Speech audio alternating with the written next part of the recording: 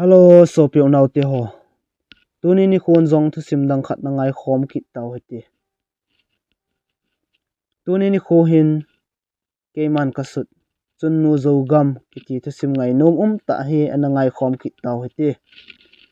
Chule he chene la hong wa lut ma pen hon zong. Mabana Thusim hin ke upload ho. Namu jing the na diwin ngai lut ne pumin subscribe ne hin bol pi on lang chule. Aphat cha video ho namu jing the na diwin notification bell on chu all in hin koi pi un tia nengwa kong tau hi Thusim chu ngai pan tau ti ka chen nau gam chu thingthlang a hi wangin anom hle zingi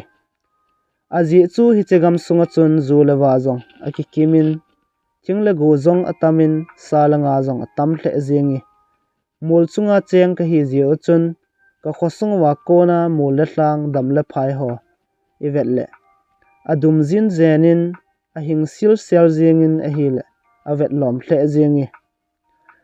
hui thinem nun nagam le pa hoi chitinin abom nagam a hi zi chun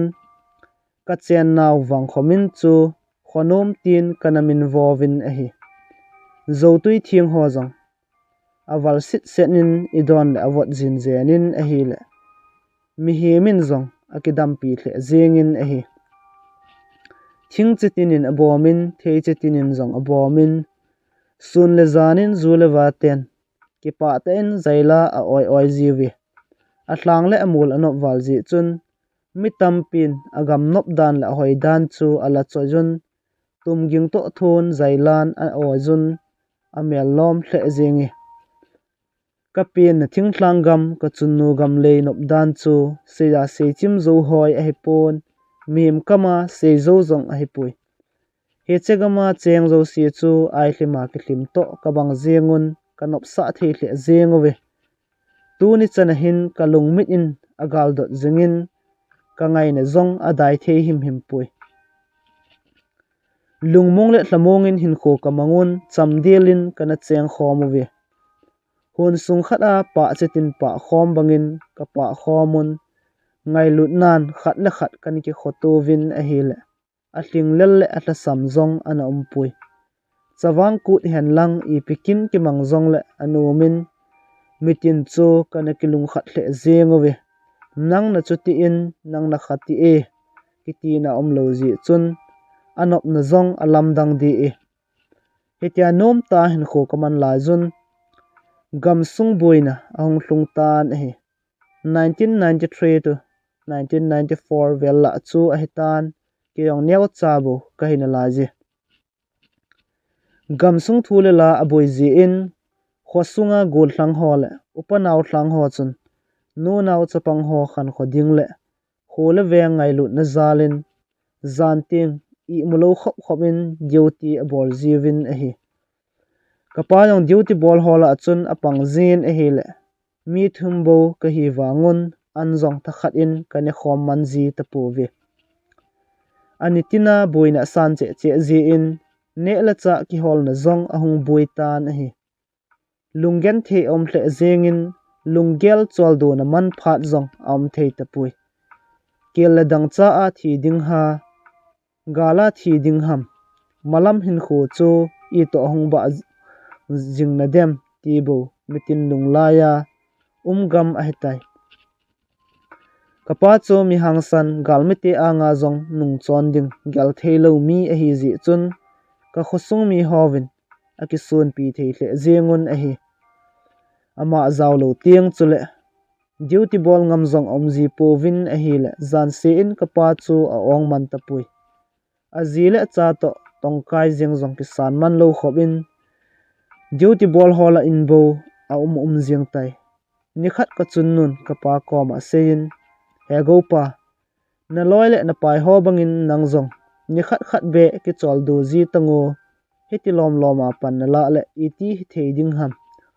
in sunga ne la cha am lo zong thu chomin ki koile zan si a in ki tia be man lawa na jeng hi na ta san zong ado zo lo a hetai an zong ki na khom khatalo atin kapa komin aseji chun kapan zong adon bodin kanuza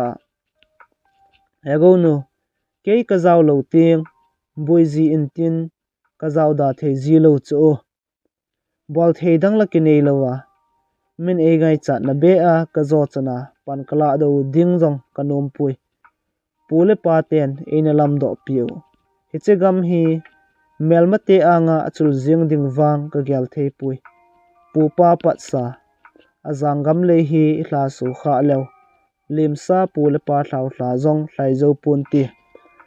gam la go khula veng ka khosung mi te ngai lut zala ka zo chana pan kala a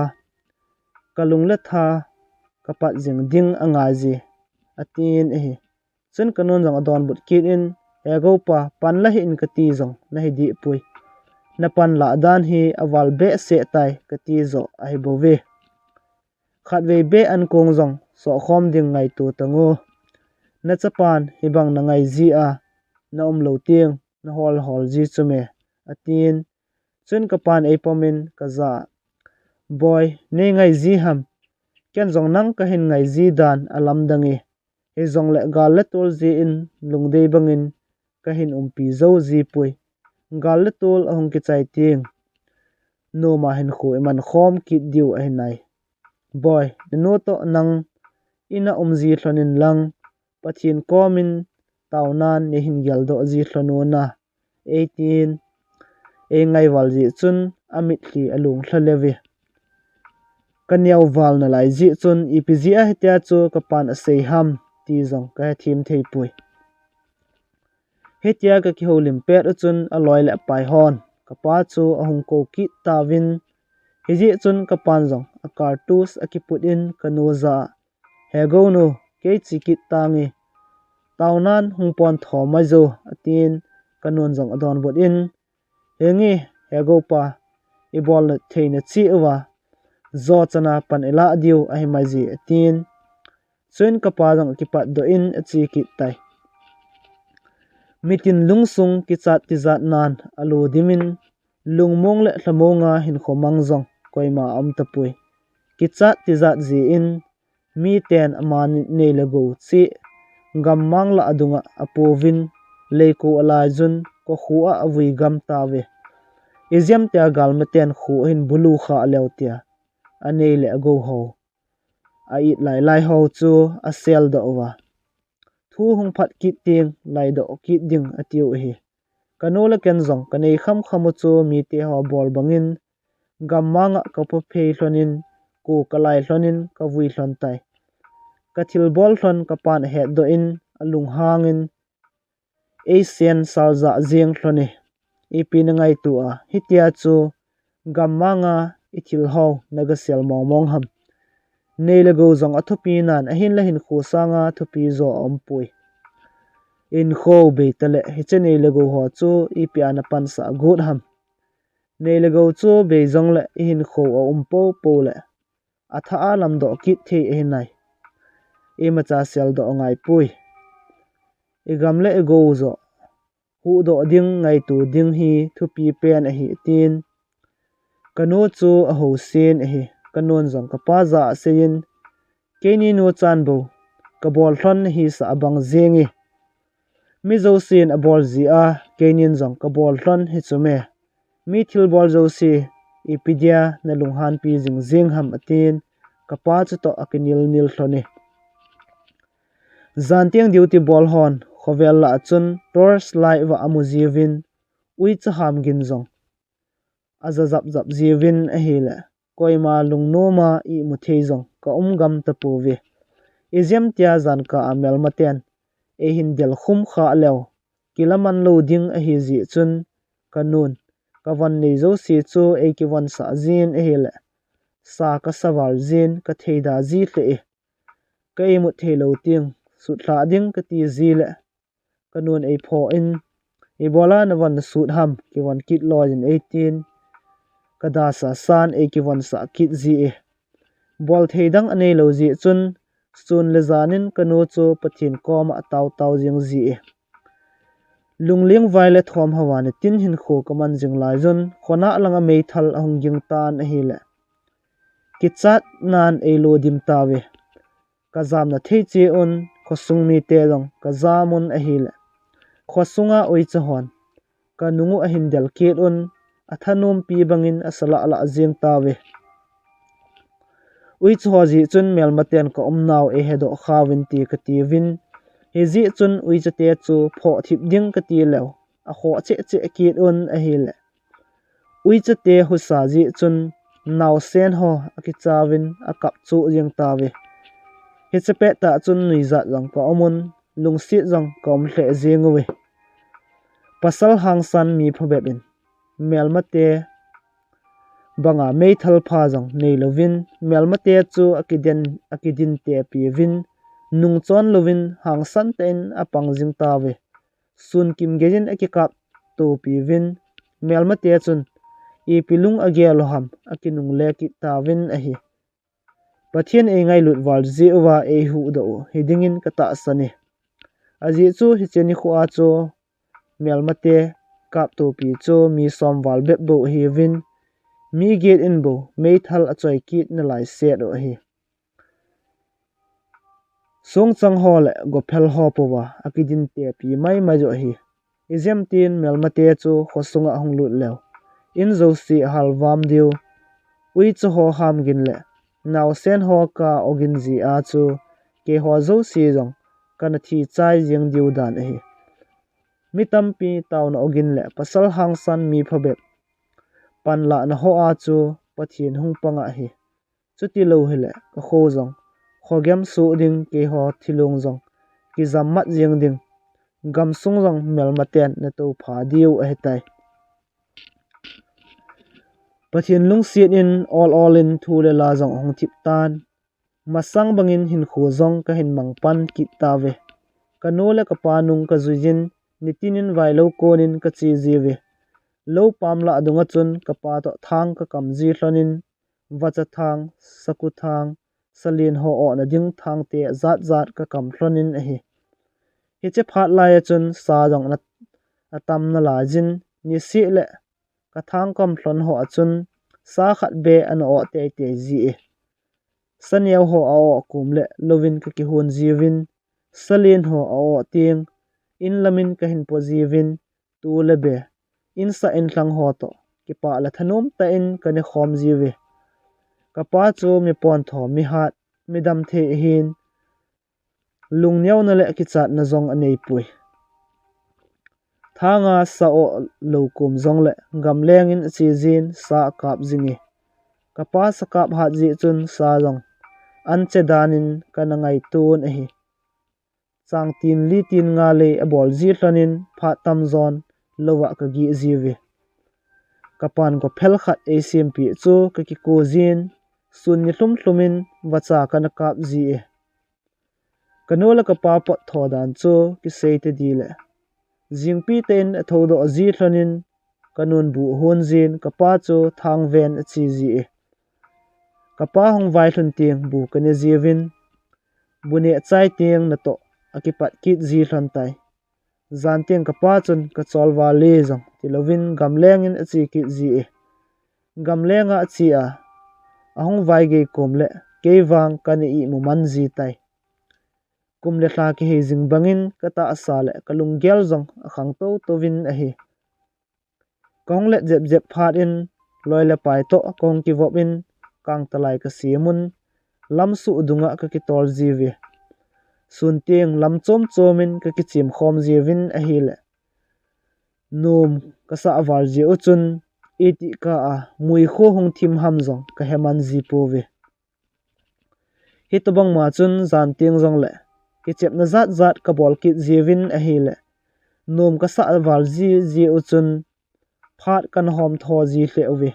kapa chu sakap hat le thangkam gun chu mi a hin heji chun kaloi la ka pai hon jong ke to ki vop ding chu aki chu tho jiwin ke to ki vop ho chu wang pha ki sawin ke to ki vop lo ho chun ke to ki vop ho chu ana thang sit ji hlewe nikhat kapan e kovin kaza boy nang khosung da la lekha sim dinga na vai kon do ding a hetai nang ho khang ting lekha hello chu koiman I ma cha jong agel lo ding a hetai hichi keu chu hellowa to banga thingthlang na to zenga ki hin su jong hung ha sa che ding a hitai 18 kapute ko ma sa gut thu chu acp lekha sim ding chu ka da pun a hin la kanola ka pa lo namuna ding chu ka gyal mo hle jingi kaloi la ka pai ho jong ka ngai jin a hi le ka pa thu se chu ka num thei ta pui he ji chun ken jong ka pa ko min ka se jin he pa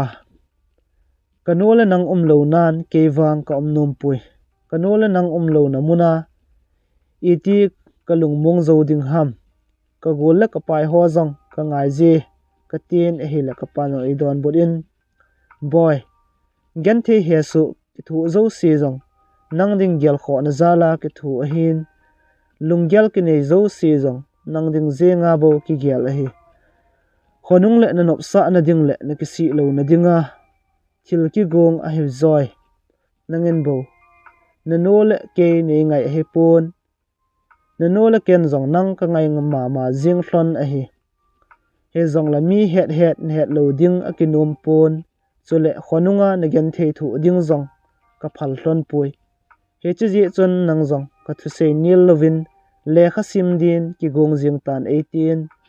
chen kenang ka pa chu ka don bot in epa ka tha se ta ve ka ti chun sei be ding jong he thei lovin kamit a konin mit thi thiang a hong long thatai chen kanon a phei chunga e pomin ka za boy epg ana ka ham na pan ngai lut wal ji a na khan khoding agel hi khonung tiang mi nung na pha lel lo na ding le mi not chat lo na dinga lekha na sim sa god a hi hezi chun kap ta hin na pa la ken nang zala ni kho khat le nop ka sa hlon ding hi na dei lo ham lekha pon tho ta na sima sap le lenga na hung pan tiang ka gen thei tho hlon zo se ki le a nang zala nop ka sa hlon ding a hitai aban le na zile na cha na gole na pai hon jong nang zala nop sa adio chaga gen thei tam pin jong lungap na le ki hin su na an hin nei diu a hi 80 chun ken jong ka no ka don bot in he no na se hlon bangin tangi ain la he no pha si in ni hung vil ji tango ka tin a hi le kanon jong he nge boy hung vil ji na nge khat ve le na pa hung in tin khat ve la ke hung ji na nge 18 ka e mut na dingin lin do te ni u cha thusim acp in a hi le ke jong ka het lo ka in kan e mu mil tai phat le ni kho chal jingin het lo ka in jing kho hung wa le kho le veng da tla ka pu te kho a ka chi na ding ni kho jong a hung hlung ki tai ni tla en kanola ka pan a chalin ta khat e tha pi hlonin mai cham jong acmp hloni til kho na le vai thla na thu jong tam pi a se hlonin a hi o he da am te nge ye chung chol thla jong mul pang lep da mai hen lang jing kho jong hung wa da jing le kanumi ain la phat en koima anga pon hetman lovin sa mangjal na muna ko na khang jing tho phat a hung he kit tai kanon e hung kai thowin boy hung thowo jing kol ni no aso em sel tai thowin lang ki su thiang loin an yaw hitin ki pat do pai taw hiti e hung tin chen ke yong ki tho do in mai phit ding le hanot ding in kem chalang chu ka zun tai wang kho chu ka vet le ngui jin zenin kamun he che jing ka chun lung hel a di e ka ki go chai phat on ke ho jang ka pu te kholang zon ding in ka hong ki gong do ta ve lampia chun kaloi la ka pai ho ana dingun kap di in eina ve vin a hi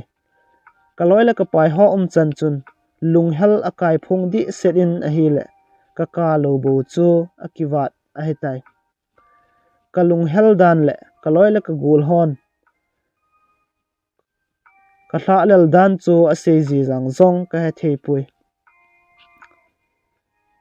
no le pa mi khat le ni chun che bai e hung bolun he go nang be en le kha ha simin hin simo na no le na pa keu hilowa na khosung mi tian zong ka hin ki nep piu na hi je e tivin ngai lut vet sa nan cheng khat cheng ni zong ap vin a hi he che phat la ya chu cheng khat cheng ni zong ki mo mu zo lo a hi ka kano le ka pa chun thil tampi apotlonin ke chun kapute ading a cha khat bo ka chawin kapute wang kholang ka zon tawe tu lai bangin gam zong agonai pon thingna lo na adup jin zenin gam mangla chun zulewat ten zong othong je zun zaila oizun ahile silung hel a nge ji he che phat la ya cho tu lai banga thing thlang kho ho a zong gari hlung lo lai hi ke ho jang ka chi chi win ahile ni thla langin ka pu te kho chu ka hlung ta ve jingkho va en kanola ka pan bazara e puitlonin school uniform hole lekha pen bag ho e cho pi hloni kanewa kona thingthlang kho a hungselin ka hi ji chun mi chan hole mi thil bol ho chu kidang ka san ka vet nom the hle jingi ai tia taw mu khalo ka hi ji chun angol ka bang jingin mit phelowin thil khat khat chu kana ve jin hi vet ding ka hol na lamin kanola ka pan e hol mo ma chetlonin hi cho adinga ka ngai tu ho ka cho zo phat on skula ka chi ki nun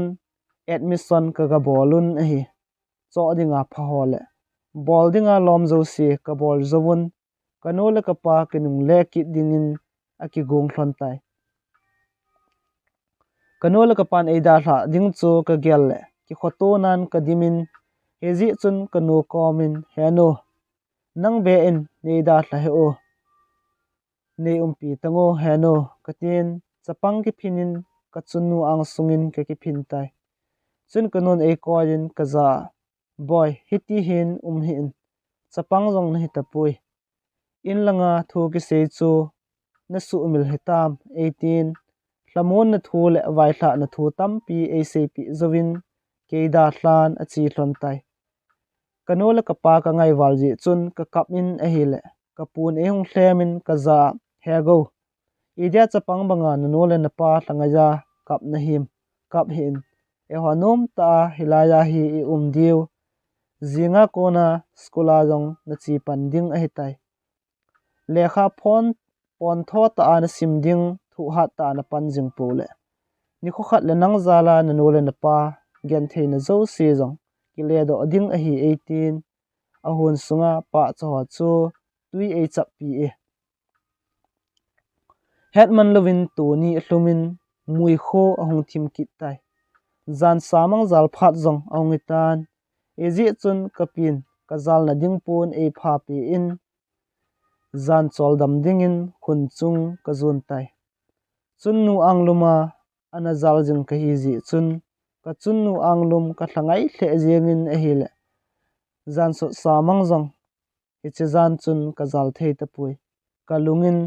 kanola ka pa hi in a hlung hlon ta dem tu hin ipi a bol hlon dem ole nomin zan so samang azal hlon ta dem katin kalungin kanola ka pa bo ka gel gel jengin a hi kaloi le pai ho to lungtu a len khom lai ni kho ho lunga mangmon ahung langin ka wang khole ka khosung mi te ho kalung mit hlan alang jing jing tan a hi a jing ni kho a ki panin school ka hong kai pan tan a hi ka classmate ho chu chapang neu cha cha hi win ala owa chun ke chu ka lin pe ni a lin pen ka hi wangin abcgm zong mukhalo tabang ka hi na lai ji chun amol pen le athim lo penin ka pangkit in a hi le za chat nan hin kho kamang jing jing tai hiti chun loile pai nung chu ka handle to pen gan thei ta in lekha ka hin simi achom langin nseingi kum phabep achi tan ken zong ham hamin class 9 chan kain phatai class 9 simbep ka hi na lai wangin lekha kan sim geji in kalim le kamel chu e khalo hon he pa 80 the khop se ro a hetai pathian lung sin in exam jang ka bol chai ta win ezi chun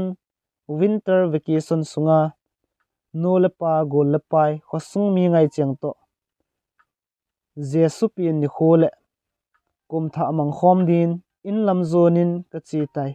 thanum ta la ki pa ta in lam ki zun wang chu anum hle zingi chol le nan lam zong ka he phata pui kha ta lam ka zo ji chun sun kimin ka wang kho chu ka ga hlung tan a hi Chunnu Zougam le ka pin na wang kho ka hlun chun ki pa nan ka dimin ka gen thei thu na ho zo si zong ka gyal mil leo zingi ka ki pa dan chu kanat na ko na hungdam do to ka bang zingin a hi ka in ko mo ka pha in ka nu ka kovin heno ka hong hlung tai hoyan ham ka tin ka nu chu ka ga agal kovi ka nu kot kha bula ahung dina keilam ahin vet chun ki pa nan ka dimin eti ka a ka nu kom ka hluna ka ki pom sa ham zong ka heman pui ka nun a phei chunga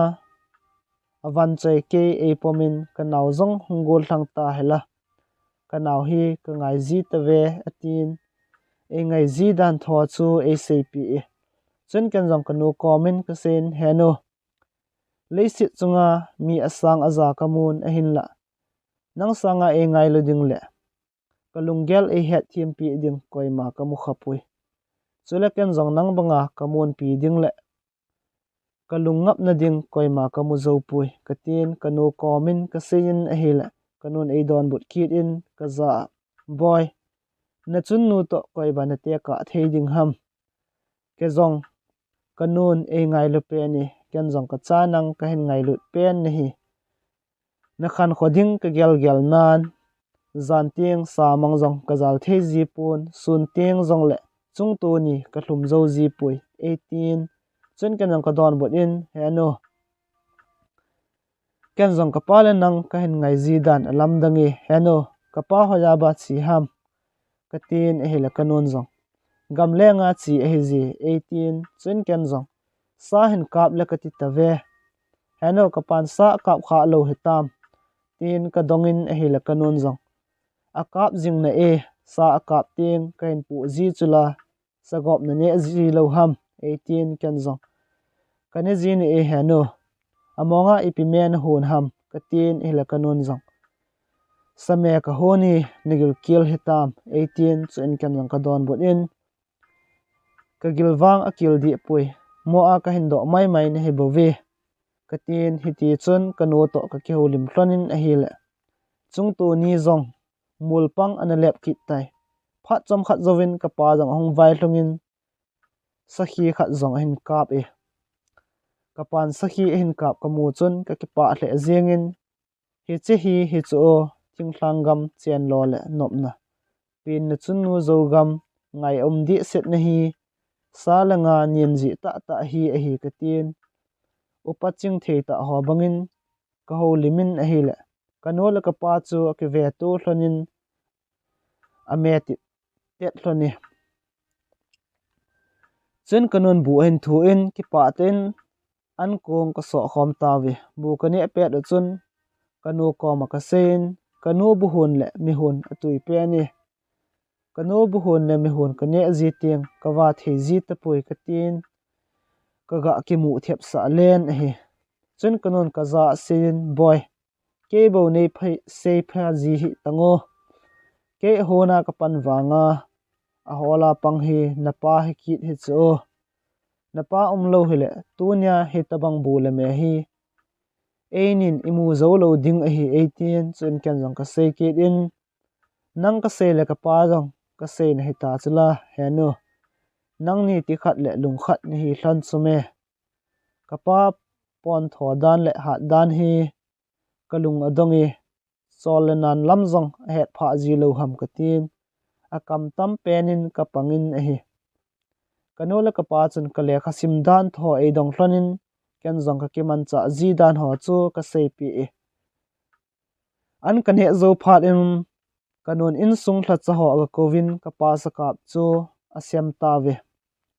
kanola ke chu cha omin ka pang hlonin tap kong panga chun kheolim to cha om ka kop hlonin a hi ka pa te hon sa bol chai phat un ke ho jong nomin sa mang ka zal ta ve kanola ka pa ki ka akalup chun malai ka hin kho chi sa ho ka gel do in nop zong ka sa hle zengi kho hello naw cha bangin kanola ka pa ang lumin lungmong selin ka I mutan hi jingkhova in kanola ka pa to lowa ka chiwin kanola ka pan mot le abol thon le leng thele linta abol thon chu evet sa thloni kanola ka pa thil bol ho chu kidang ka san hat ka sama ma jing thloni ata bia kanola ka pa chu hat jong hat thlon pon jong pon tho mong mong jing thlon hi akibol pat kum hi ji chun leng the ho jong aga hi lajin mot ho jong nyau cha cha bu aina laji he jong le hi cho zo si chu ahung khan le na zo thia ahung le sum le pai tampi ka hin mu diu hi lo ka thlu nu chun chang le mim wang aki a chai tan bal le kol kai kol ha ho chu ka kalun ni tlum ke jin lo lajin ka ki mang chawi mul le thlang ho chu evet le lung hel hel zong omin lung mon mon zong a omi ka galwa mong phunga to ki hole o kiang ho hong ham di chun lung hel akai phung di set in hi kanola ka pa komin ki jiang hen lang chunnu Zougam chu ki da la ki da le kanum te nge ji ni tha lang hi phatin ke ho long in lam zonin kong ki le ki tawi zanin ka gul ho ka kom a hongun nunga hela chi dingin e hung ti mun hi chun ken lang kaloi ho nung chu ka zujin lam nu komin lai tul lengin ka chi tawi hi che phat lai chun tu lai bangin la jong ana tam hi lai jin rose pa nam tui chu nei pin ki ti la hole zan thip lai leng dingin ka hong ji na koma nang ipi ne gyal dem tia pulal neu la sa ho chu tum ging to thun mauzin zenin kana sawin lan ho koma lai tul kana leng jiwin a hi ka khosung wa chun nunga som tabang a omun ama ho zo sila chun lam nu chu mit vet dingin a hoi penin phajong a phathle zingi a hoi ji le a phat ji chun a koma lai tul leng tang pa jong ka tam thle jing jiwin a hi le nunga adang ho chun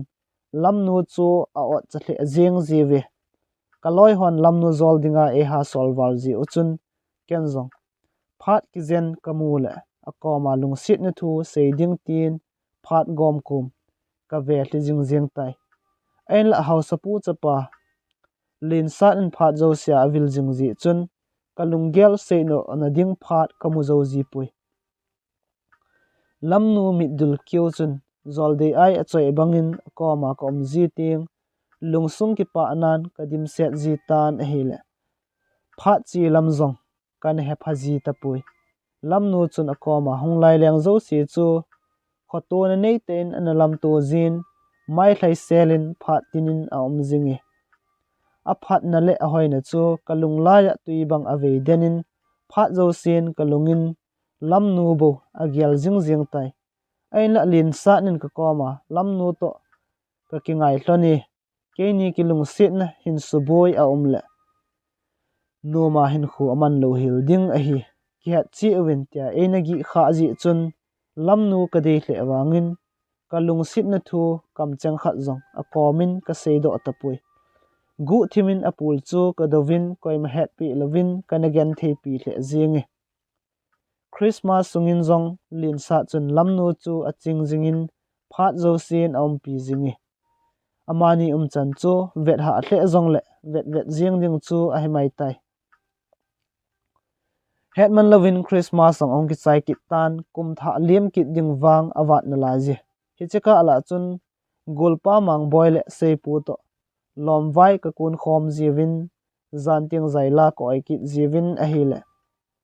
nom ka sa the jeng jiwe chung chol thawa no ya loi ngai cheng to rose pa nam tui chu nei pin lung sit ne rose pa nam tui si lung mung tangi nei pin ne rose pa hoi tia kana mau khom jiu chu tun zong ka thangai ji na la ye ka lekha sim lai chun rediwa hechela ahong ki hla po po le ka gul ngai cheng ka gel do zin a hi le silung helin zaitha ka nem den zin ka len na wang khobo kalungin anagal do ji e kana gal dot zingu kum tha zong ahong hlung ki tan ki pa la thanom ta in ho un kai le len khom ka bol pan ki ta ve a hin la I tia zong kan het kha lo lam nu kan lung sit na chun ei gan the sa hle jing tan a hi le ka ki pa na zong a tling zo ji ta pon ka lung chu lingin adot bangin ke he jing ji e kum tha zong a ki chai ki tan no ming ting da zong lang ka thim zil na mun lam zo na ka chi kit na ding phat ahong hlung kit tai tha sit wang am ta nge je ain la chi lo thei chu ka hi kit pui ka thim zil na mun zo na ka chi ni chun ka pan e hung tha in ka pa chu a ho lim lim zengin ken wang ka mi na ka mu pha chanin lam nu te in lam jeng chu ka ve zingin a hi hetia lam nu te in lam jeng ka vet pe chun ka pan ka za sein boy lam nu khu hoi na sa lo ham lam nu khu amel zong a hoin pha zong a pha e na 18 ken jong ka pa chu ka don bot in aza hepa man lo thu ha po se ji ho ka ngai nom pui ka tin lam nu ka dei hle wang chun a dei lo bangin ka pa kom chun ka ga omi ka pa chun ka lung gel hena sa e na do hi lam chu ken wang ka na ki het pha pui to ka gel do ji kom le ka lung zong a hel zin ka nui zong aza ji e ni thla langin ke ni zong ka pu te wang kho chu ka hlung hlonin ka pa zong he che za na chun agi denin jing kho wa in akinung le ki de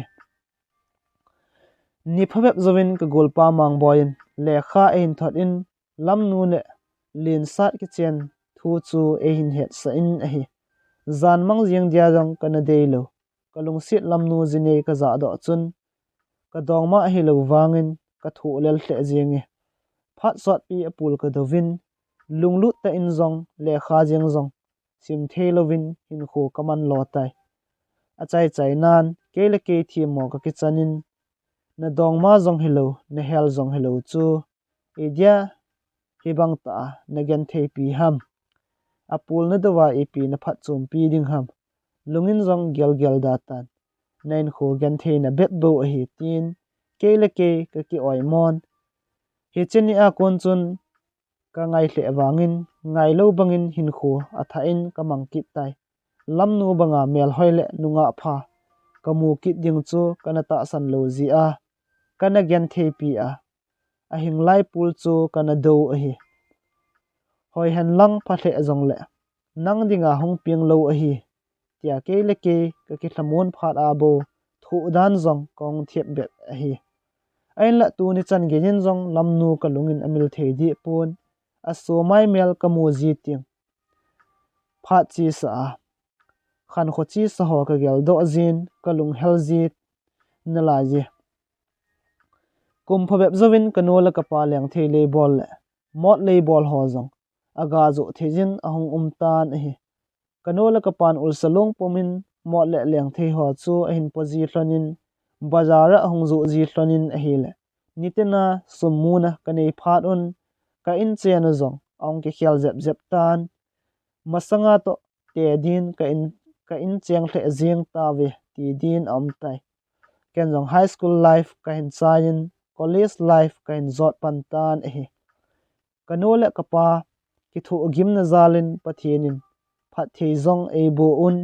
in chen lama zong ka khang to hle jing ta win ka le kha sim na zong ka ma chal hle jing e pathienin acha te phat thei abu ting het man lo we imalam zo sia ki le do jeng a hi ti hi ke ho in sunga konin ke do thejin a hi 2008 vel chu ahong hitan masangai nan government scheme zong ong tam tan a hi le thingthlang kho zong gari lu su tabang ong hitai hauso zong again thi be se om tapon chi le wa le ho zong anum che che ajeng tai en la mi thiam cha dinga ham phat na le ki pa na hi wangin mi tam zo dingin lainat na le thasit na phat ong hi khat ki tai aji chu government in agam sung khan to sa ding agel kho na zala chaga gen thei ho dia skim nyau cha cha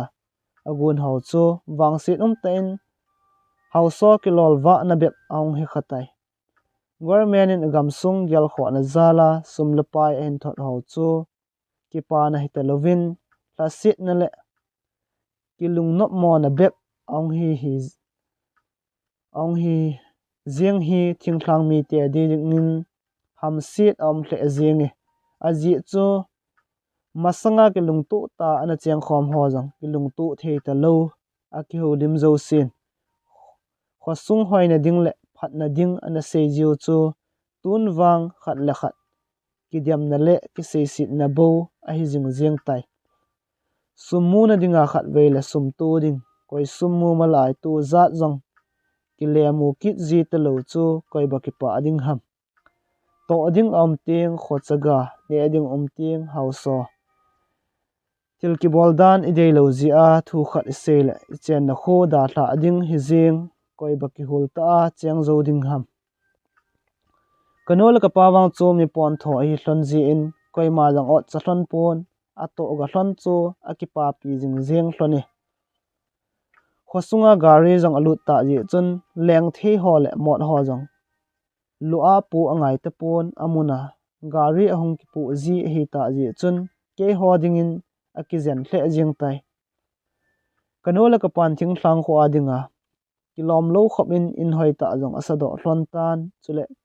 ke ma jong ningthling selin lekha e sim sa thei hlon tai ka khosung mi te wang chu khat le ni ki su tu lo aphun belbul jiwin iki vai hom dana wang adi thei mong mong ta pui ati win akila sit ham jing jeng ta we hi hi pha chun khosung nop na jong atla sam tan thing thlang kho sanga taun sunga ne la cha ki hol thu a hin khomang ho ki khosa thei zo danin om ta we aji chu khosunga gari lut phat in hauson thing le sung azu un sum tam pi amuta we thing le sung hola hung hon khat ve la sa kap diu khat ve la nga amat ki diu gam le go chu ani tinin lo bang achul jing tan a hi le a hoi na le a lo pi na jong a ki mudo thei ta pui hiti hi pha chun lo ma bola ki hin su ho ding in ki hin su jong a ha che jing tan a hi government service hung zo sila hausate in sungbo ki hom diu awal mong mong khalo sum hung zo si jong khochaga hola a thu he ho chu a hegil pen dana umta a boi hle jing tai thuboi la ya hin kho phal ngama ho le veng bit ding de na zala gim gan thei thu ho gyal do na him om lo phat in atla se ding mi atamin thudi se ding sangin thunge ngi se ding bo atam tan hi heti hi ji chun ki ngai lu na zong adai hlatan khosung nop na zong awang hle jing tan hi Christmas le New Year ho jing zong masang to abang zo ta pun anop na sangin anop mon ahong tam deu tan hi thunei la vai hom ho lungsunga sum ngai lut na bo achen phat in khochaga ngai lut na le gam le go ngai lut na ahlasam le jing tai builaya chu i khu le ivengo na tiu hin tun wang ka gam le ka go chu ka thu a hi ati gam ki ta we sei kham jong hilo ki het thiam lo na thil nyau cha ji in hausapun khosung da thadin e vai thla ta win a hi hausapun ni thum sunga khosung da thla lo hi theilo ding a hi tai tia e vai thla nungu zong chun ka pa wang ke chau ding anum di pui lo e lo ta win ti khosung da thlan po do thei pu nge tin khosung da thla ding chu a gyal the him pui en la kanun min chi do town 80 lew ep bol te diu ham atin kapa komin aseye kapan khosung da thla ding a gyal mobile ji chun e te pi naw ni sung chun ka om na la jun a hi he chen ni ka om sung jong chun gi na thu tampi ka zawin a hi le kapa jong a thla sewal tan ni thum thlin nin ke ho jong wang khoda tlan kong ki chau do ta we kapa chun sa le thlang aven pasal lunglin ta le kap theilowa kana gyal wangin he cheni kho chun athli ana lung do tan hi kapa mi thli lon na kamu masat pen le achai na zong ahong hitai gamle go da tha ding ha sa to ulsalong poma ato ga zo si mo da tha jing ding chu pamai sa war jing hi dan chu ke hon kan het pha lo wangwa kanola ka palam do thil ho chu eina vet del hle jing udan hite jinti taun sung khat hin in baharan ka amun gan the ta in ka hung kho sapan ta win a hi gan the om hle jingin a hi le kain da tha naw ka kholu ji chu hlangai a ji hle gol le pai ho zong ngai a omin len na wang kho zong lungmit hlan alang jing jingi ka gan the wal be se phat un ka le kha sim zong ka ban zom thei ta pon he ji chun kum khat private school a zil kungin ka pangin ka le kha sim ka ban zom ki theina din gan thei ta in sum le pai ka hol tan hi kanola ka pa cho nitina mi hau sa ho na tongin akun ji thlonin ka to the chi un pan kala khom ta ve ni thla se le in sung mai cham ka sim khom ji win mi thlong pomin pathin koma ka taw jing jeng ta ve ama zala kain kho akile do ki na masang manga hin kho atha ka man ki theina diwin kalung don na zo siu chu pathin koma ka hlut jing ta win a hi pathin lung sit ka chan ho zalin kum tha in lekha ka tha sim the ki tai jingka teng chapang ho tuition kalajin sun teng skulin ka chi ki jin zan teng lekha ka sim ki ji e hiti chun gan thei ta in lekha ka simin kanola ka pan jong gan thei ta in mi to anom lo zo si chu atong ji thloni kum phobep zowin keiman jong government service ken ki mutan hi all in ka in chen dan jong ong ke khialin masanga sangin nop zong ka hin sa hle jing ki ta ve ka gen thei lai ta ngai lu zala eina kho sa jing naw thiam to ka ki cheng hlonin in chen lo chen zong ka sim khom hlon tai kum khat zowin pathin go pi chapa kha zong ka nei hlon tan hi government service ka ki mu a zila cha jong ka nei jing ta wangin chunnu Zougam ka ngai na wang adai thei di pui khat ve le ka gol la ka pai ho ka kom a hong jiwin ne la cha sum la pai a hong ki thum jiwi ka gen thei lai ta wa ka tauna thupi pe na chu a hi le pakai lung sit in nangin nei pan pin aji chu nang lovin ken i macha ka bol thei pui ka lunggel le ka to gon zo si zong nangin nei pan pi lo le a hom keu le pan na be bep hiding a hi nang ma ngai lut ka chan wanga ka gen theina ahong ki le do po le nei lo gen thei chaga ho ka zo chanin pan pi na ngi ke ma zala chaga khat le ni be in kin sun a aniza nang ma phat thei ka chan na ho ka het thiam theina dingin nang man ka to na lamin phat thei nei bu in lang nei pan pin nami ngai lut na ka chan ho zong mitin koma sei phung le eng ting ka zo chanin nami ngai lut na thu ji zong nga thlang sam le tangi katin mi thilong pumin kana taw zin hi ka taw na bangin pathienin zong isan pi ji in mi ni hol na thija ka hong do ta ji chun ke man zong ka nei kham chu ki phal thiang selin ka pe jin kho chen dan tho zong ka dong zin hi hetia ka do ji tiang chule ka loi hon ka za se jiwin hego ilan het bang chu a hi jing zengi masanga sanga bon ka kho che cheu ti the hi gamle go agot phat in ne la cha jong apu tapon loma bola kin su jong a ha sa hle jiang tai sumle pai hol na ding om ji lo to lungkham om ji hle zengi 80 jiwe chutiang ken jong aza wa ka seizin ka la pathian nei hon a kho chaga le agam sungu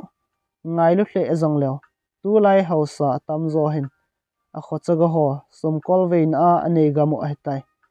koi khu kel ham la i chum pon tin hilanga zo hin hong cheng ta wen ka tin thing thlang gam da tha dingin ka ko zin hele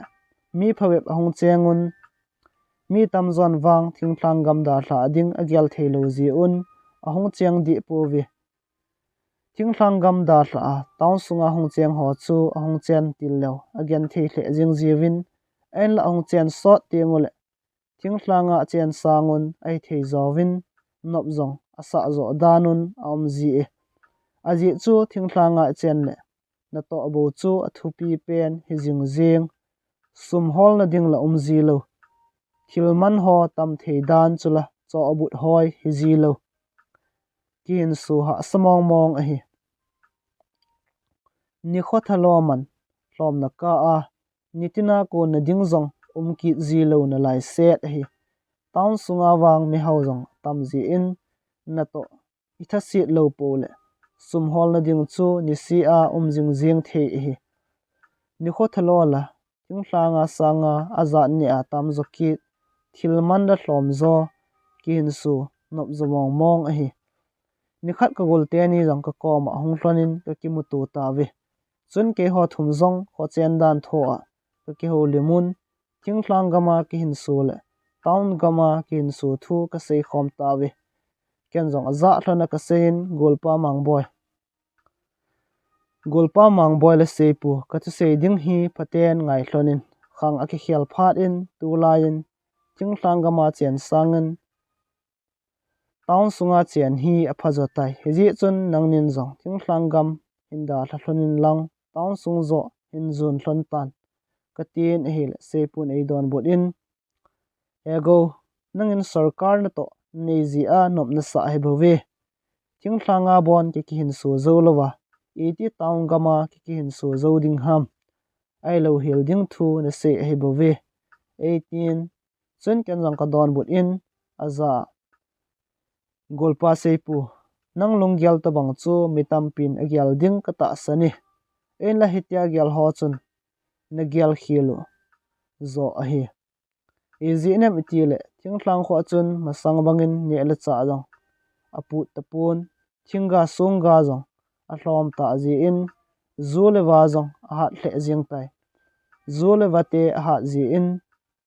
na chang tu jong na kinep pi zat na do zo ta pu ve chuti lawa jong ni khothalo ha hloma hlom zo ni si a kilo na ding zong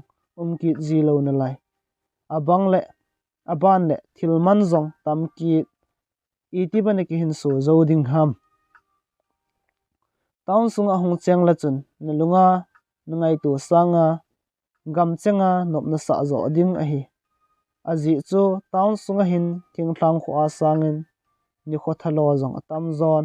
mi hau tam namun a hi ji in to ading zong beiti a omu ji pui itha sit lo pole nitina somlo na thei adim ado jing jing a hi hong la chun mi ni mi thum ki su jing theile na ti ding a hi bove thingthlang gama sanga thilman la ha hloma hlom zo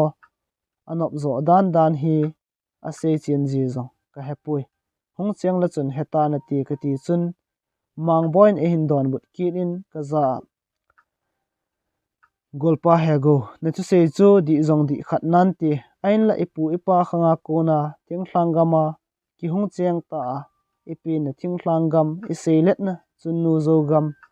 da thla jing ding wang ha sa ka sai thingthlang gam munlin ta ta da thla wa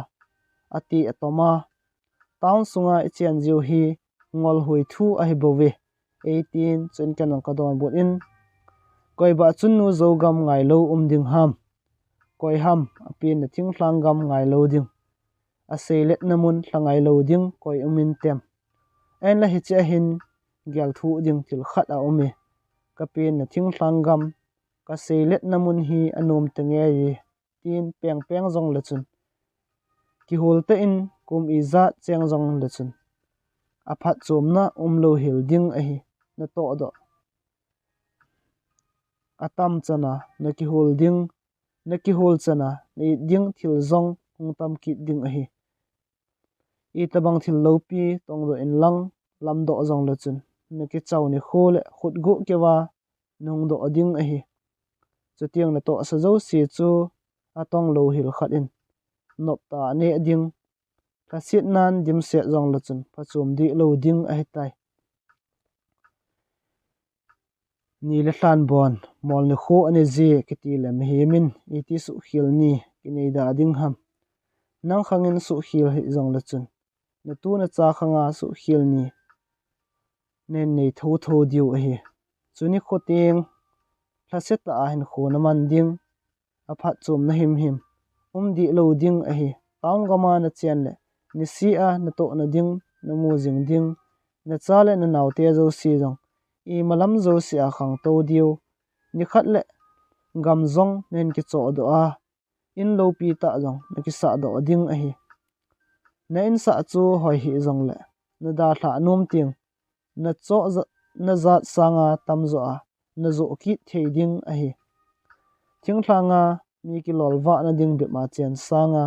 taung sunga chen hi gam chenga phachum zo a hi thangphu te ho jong kho ve te min ong chen til la ju chun again thei the jing na ve ain la chom lo ka in ain chen u zong akile do pajin